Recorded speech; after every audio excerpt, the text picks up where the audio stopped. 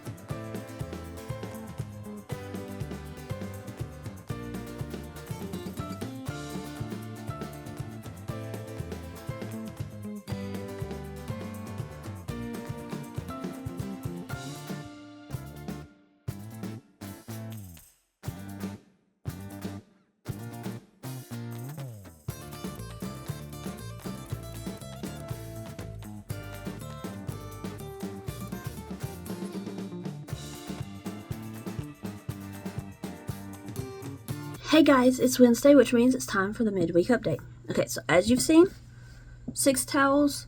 This is a pattern by Alaska Crafty Gal Victoria. And then I needed 5 more mushrooms to hit my 13 because I'm going to do 40. So I split it 13 mushrooms, 13 flowers, and 14 jellyfish just because I think that's probably going to be the more trying to think of the word, the more popular one. Okay, so I think these are the 2 that I had showed off from Sunday. So there's those 2. And then Monday, I believe I did these 2. Yesterday, oh no, not this one, not this yellow. Yet this was from Monday, I believe. This was from yesterday. So we have 2 yellow, but they're 2 different color yellows. And then I've started on the flower pops.